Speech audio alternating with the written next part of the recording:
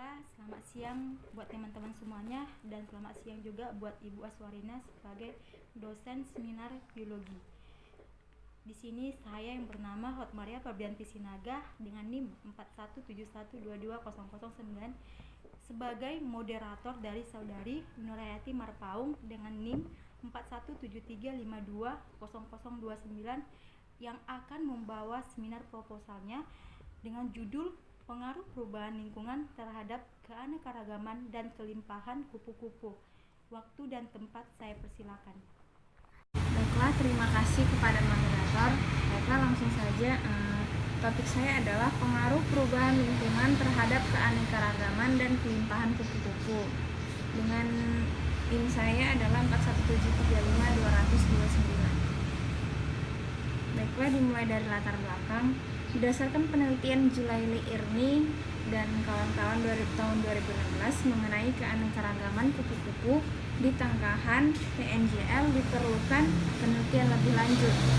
Nah, penelitian lebih lanjutnya akan dipertimbangkan dalam memformulasikan strategi serta menjadi database informasi kekayaan spesies kupu-kupu yang menjadi daya tarik wisatawan.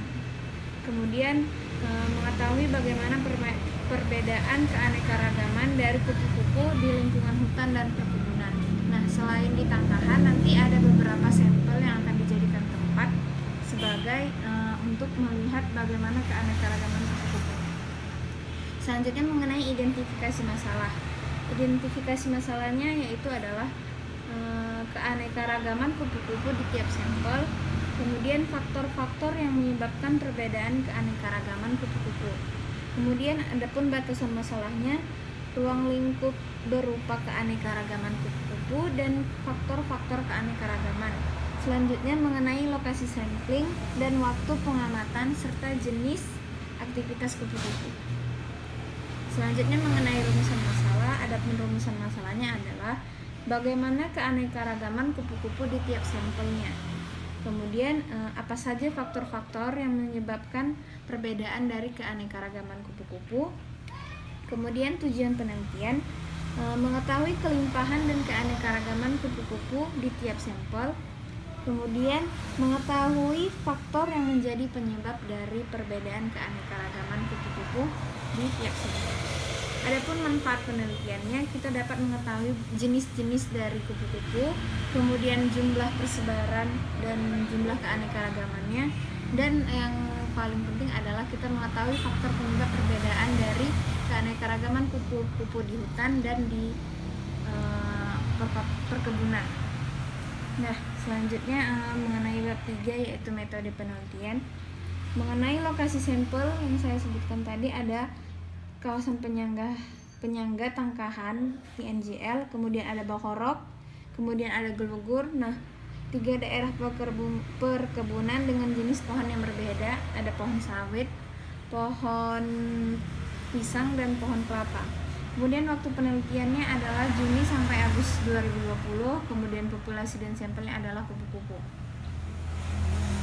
Baiklah. Nah, metode penelitian yang akan saya gunakan yang pertama adalah kita jelajah Ward. Ini penelitian ini bersifat deskriptif eksploratif. Kemudian melihat tipe habitat dari kupu-kupunya, apakah dia di sepinggiran sungai, di perhutanannya, kemudian bagaimana struktur vegetasinya.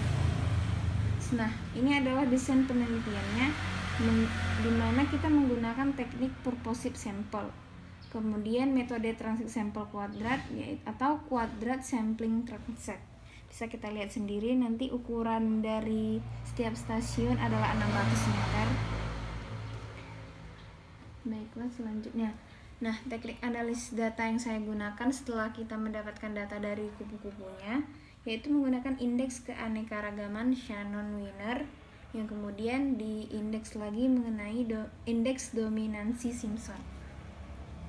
Baiklah, terima kasih. Sekian dari pemaparan saya kembalikan ke moderator. Terima kasih saya ucapkan kepada saudari Nurhayati Marpaung atas presentasinya. Di sini saya membuka satu sesi tanya jawab kepada teman-teman semuanya. Jikalau ada yang mau ditanya atau memberikan pendapat, dipersilakan. Baiklah, saya Dian Mandasari.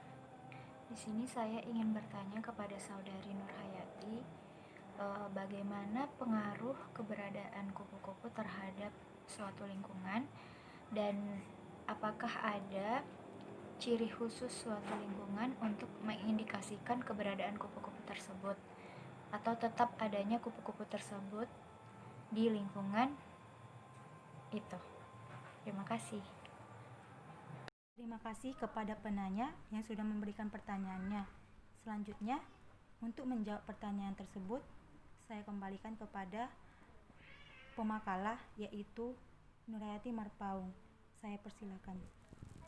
Baiklah, saya akan menjawab pertanyaan dari Dian Mandasari. Bagaimana pengaruh keberadaan kupu-kupu di suatu wilayah, dan apakah ada ciri khusus agar kupu-kupu ada tetap di suatu wilayah. Nah, kita ketahui kupu-kupu merupakan termasuk hewan indikator.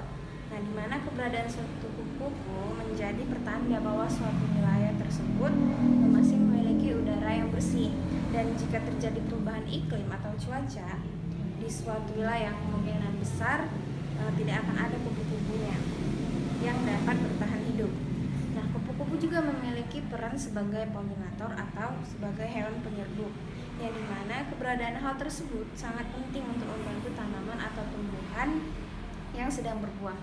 Nah, ciri khusus suatu wilayah agar tetap ada kupu-kupunya itu bisa kita golongkan, misalnya di suatu wilayah itu tidak ada sedikit atau tidak ada asap kendaraan atau asap pabrik. Nah, selanjutnya adanya perkebunan. Nah, di perkebunan biasanya lebih banyak ada kupu-kupunya. Kemudian pinggiran sungai dan hutan yang masih tergolong memiliki udara yang bagus.